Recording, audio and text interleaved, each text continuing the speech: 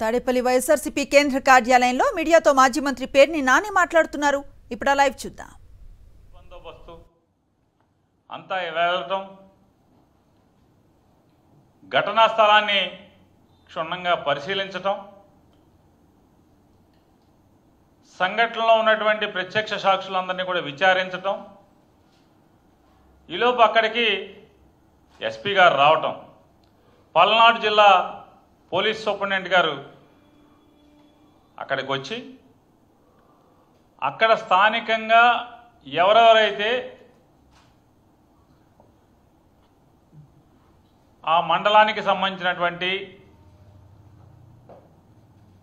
Station house ఆఫీసర్లు కానీ లేదా హత్య విచారణాధికారులతో కానీ ఇట్లందరితో కూడా మాట్లాడిన తర్వాత పల్నాడు జిల్లా సూపరింటెండెంట్ గారు, ఎస్పీ గారు, అంటే ఆ జిల్లాకి సంపూర్ణ బాధ్యతలు చూస్తున్నటువంటి జిల్లా పోలీసు ఉన్నతాధికారి ఆయన పాత్రికేయ మిత్రులందరితో మాట్లాడటం జరిగింది. వారు మాట్లాడుతూ ఏం మాట్లాడారో ఒకసారి ఎస్పీ గారు ఏం మాట్లాడారో ఒకసారి చూడండి.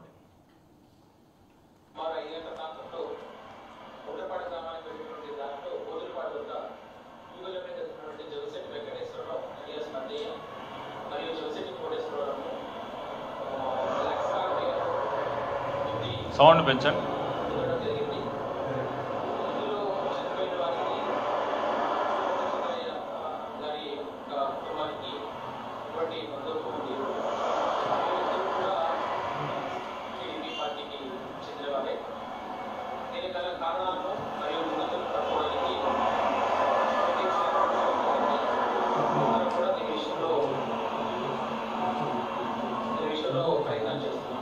మళ్ళొకసారి ప్లే చేయండి ఒకసారి.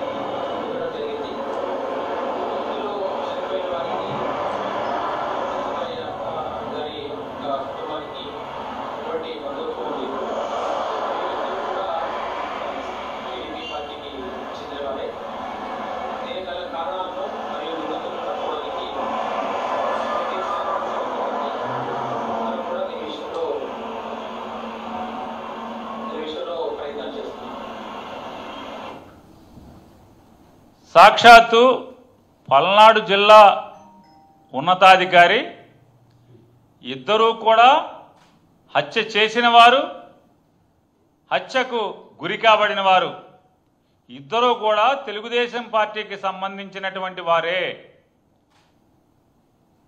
దీనిలో ముద్దాయిల్ని అరెస్ట్ చేయడానికి మేము శరవేగంగా ప్రయత్నం చేస్తున్నాం అని చెప్పి ఆయన మాట్లాడారు, జిల్లా ఎస్పీ గారు. అంటే అక్కడ ఎవరైతే హత్య జరిగిన చోట ఉన్నటువంటి అందరూ ఉండుంటారు, పోలీసులు ఉండుంటారు, అంతా కదా. మాట్లాడి జిల్లా ఎస్పీ గారు మాట్లాడినటువంటి మాటలు అయితే అది సుమారు 5ంటికి జరిగిందని చెప్పారు. అంటే ఆయన 6ంటికో 6:30కో అది చెప్పుంటాడు.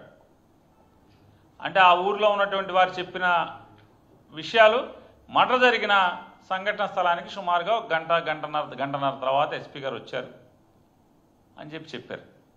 అక్కడున్న పాత్రికేయ మిత్రులు మాతో మేము విచారిస్తే చెప్పింది ఏంటంటే, ఆ పాత్రికేయ మిత్రులు చెప్పిన దాన్ని బట్టి ఎస్పీ గారు వచ్చి రాగానే సంఘటన చూశారు. అక్కడ ఉన్నటువంటి ఎస్ఐలతో, సిఐలతో అందరితో మాట్లాడారు. మాట్లాడిన తర్వాత మాత్రమే వెళ్తూ మీడియాకి మాటలు చెప్పి వెళ్ళారు అని చెప్పారు. అంటే ఏంటి, ఆ గ్రామంలో ఉన్నటువంటి 2 తెలుగుదేశం వర్గాల మధ్య ఉన్నటువంటి ఆధిపత్య పోరులో ఈ హత్యలు జరిగినాయి. ఇద్దరు కూడా తెలుగుదేశం వారే అని చెప్పారు. కానీ చూడండి, అంటే తెలుగుదేశం పార్టీ, ఈ దిక్కుమాలిన కూటమి ప్రభుత్వం ఎంత దుర్మార్గంగా ఏలుబడి సాగిస్తుందంటే, 8 గంటలకి ఎఫ్ఐఆర్ రాస్తారు. అది ఎన్నింటికి రాశారో దేవుడికి తెలియాలి. 8 గంటలకి ఎఫ్ఐఆర్ అవుతూ ఆ ఎఫ్ఐఆర్ వెంటనే ఎఫ్ఐఆర్లో పిన్నెల్లి రామకృష్ణారెడ్డి గారి తమ్ముడు వెంకటరామరెడ్డి ఇద్దరు కూడా ముద్దాయిలకు వచ్చేస్తారు. 6వ ముద్దాయి 7వ ముద్దాయిగా.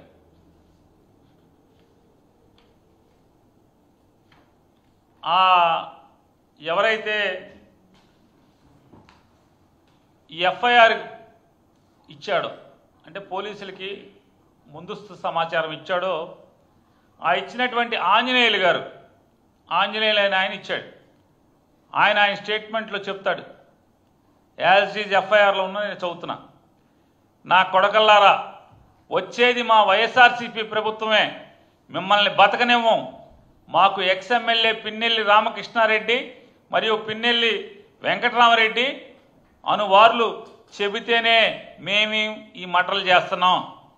మాకు ఏదైనా ఆపద వస్తే వాళ్ళు చూసుకుంటారు అని బెదిరించి, అంటే జీబుల్లోంచి కత్తులు తీశారంట. కత్తులు తీసి చచ్చిపోయిన వాళ్ళిద్దరు పక్కన ఉన్నతో కత్తులు చూపించి ఇది చెప్పారంట. ఏమని? రాబోయేది మా వైఎస్ఆర్ కాంగ్రెస్ పార్టీ ప్రభుత్వమే 4 సంవత్సరాల తర్వాత. వీళ్ళేమో తెలుగుదేశం వాళ్ళు, చంపేసిన వాళ్ళందరూ తెలుగుదేశం వాళ్ళు. బెమ్మారెడ్డితో తిరుగుతారు రోజు. చూడండి ఎంత పచ్చి దగ, ఎంత పచ్చి దుర్మార్గం.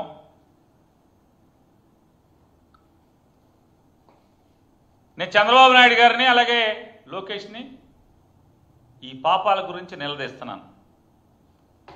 ఒకసారి ఎవరైతే ఈ హత్యకి ప్రధాన నిందితుడిగా ఉన్నాడని చెప్తున్నారో తోట వెంకటరామయ్య, ప్రభుత్వం రాగానే అంటే అసలు ఈ తోట వెంకటరామయ్య కానీ లేదా ముద్దాయిగా చెప్తున్నటువంటి జవిశెట్టి సీను ఇంకోళ్ళు 5 కారులోంచి దిగారని చెప్పి దీంట్లో రాశారు. ఈ 5గురిలో ఏ ఒక్కడన్నా ఇవాళ ఈ పోలీస్ ఎఫ్ఐఆర్లో చెప్పినటువంటి సంఘటనల ఆధారంగా కారులోంచి 5 దిగారని చెప్పారు.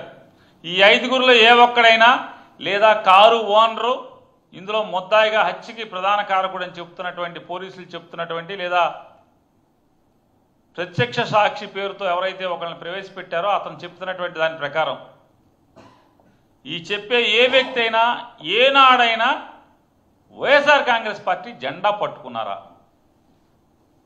కనీసం ఫ్యాన్ గుర్తుకు ఓటేశారా వాళ్ళ జన్మలో ఎప్పుడన్నా? ఈ ముద్దాయిలు ఎవడైనా సరే 6 7 ముద్దాయిలు చెప్తున్నారు మీరు. పిన్నెల్లి రామకృష్ణారెడ్డికి వాళ్ళ తమ్ముడికి కాకుండా దాంట్లో 6 7 మంది ముద్దాయిలు అని చెప్తున్నారు కదా. వీళ్ళల్లో 7 ఎవడన్నా కానీ ఒక్కడన్నా ఏ రోజన్నా వైఎస్ఆర్ కాంగ్రెస్ పార్టీ జెండా పట్టుకున్నాడా? ఏ ఒక్క రోజన్నా పిన్నెల్లి రామకృష్ణారెడ్డికి వచ్చి అతనితో తిరిగారా?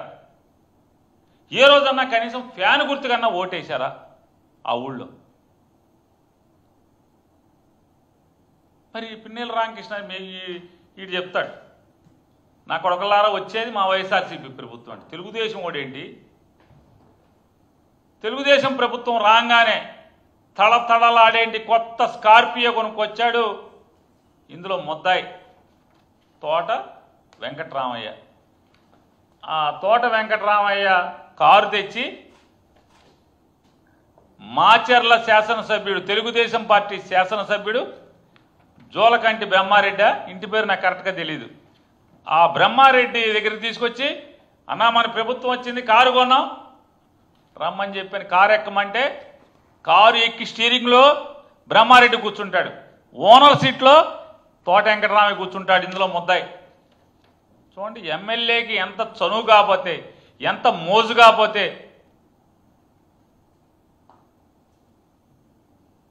ఎమ్మెల్యే స్టీరింగ్లో కూర్చుని ఓనర్ సీట్లో తోట వెంకటరామయ్య కూర్చున్నాడు. ఎవడా? ఏ పార్టీ వాడు చెప్పండి? వైఎస్ఆర్ కాంగ్రెస్ పార్టీ కూడా.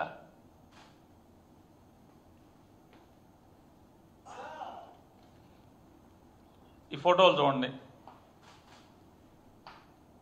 ఇప్పుడు ఇందులో ఈ ముద్దాయి తోట వెంకటరామయ్య జీపు ఓనర్, స్కార్పియో ఓనర్తో పాటు పక్కన ఉన్న ఆయన మొన్న క్యాబినెట్లో ఉద్యోగం ఇచ్చామని చెప్పారు కదా. కార్యకర్త చచ్చిపోతే కొడుకు ఉద్యోగం ఇచ్చామని. చూడండి వీళ్ళందరూ కలిసి, వీళ్ళందరూ ఒకటే ముఠ.